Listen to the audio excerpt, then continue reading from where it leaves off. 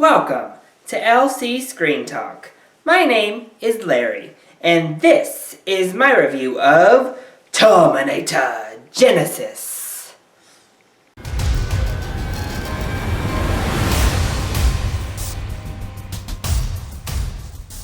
Well, Terminator is back.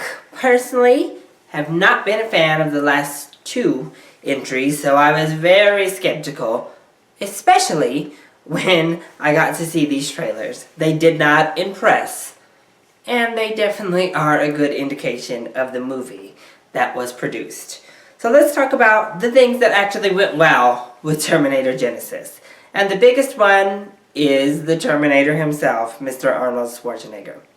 I really enjoyed him in this role. I think he can really play this Terminator character in his sleep. He can just sleepwalk through it. But he didn't. I thought he really was engaged with the role. He had a lot of really great humor. And he was by far the best character in the entire film. And, of course, the best actor as well. Outside of him, I thought the acting was pretty mediocre. Emilia Clarke was the next best for sure. And she had her moments of being annoying and a little bit too much yelling. But she was good overall. She sold it, and she looks really similar to Linda Hamilton to me in this. So I bought her as Sarah Connor.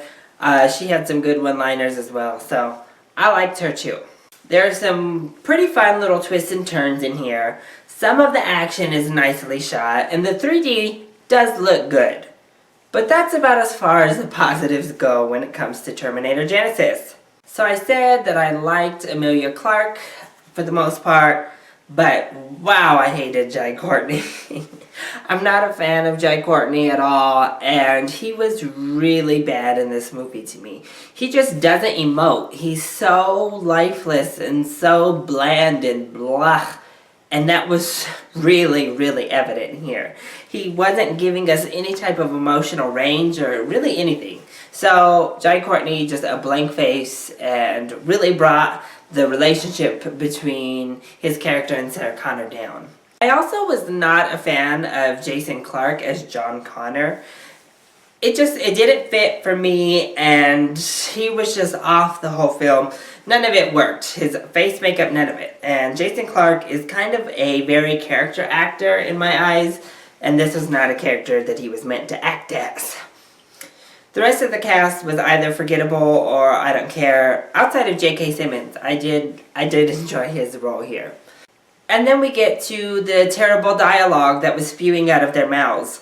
The exchanges between the characters were overall terrible. Again, the only worthwhile exchanges were between Arnold and Sarah Connor. Those were the best, and that was by far the best and most developed relationship in the film.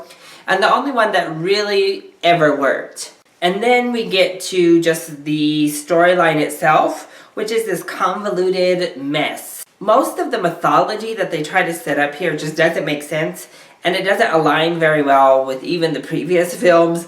It just is all like this jumbled mess. They throw in conveniences just to make things work. They spew out nonsense that obviously you're like, really? You thought of that on the spot? I guess yay for you for trying to make something up so that we're not all wondering why the Terminator looks old now.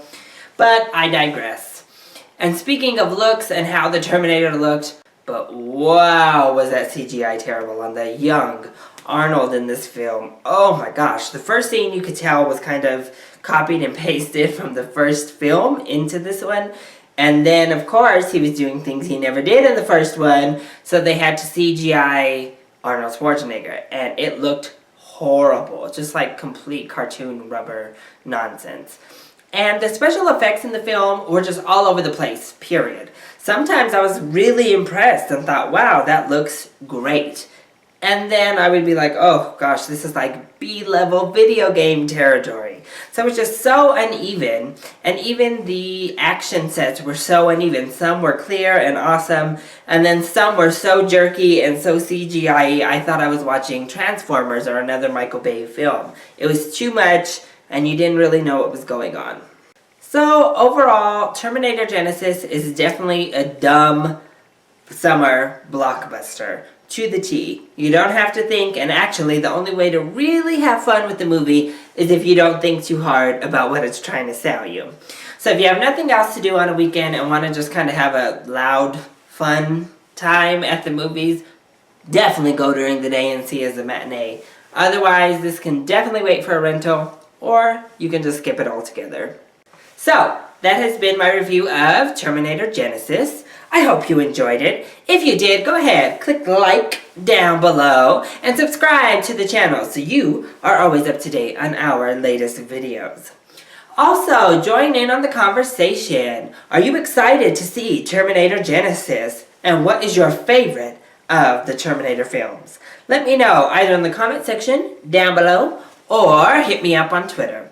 I love you all so much for your support. Mwah! Thank you for watching, and I'll see you next time. Bye!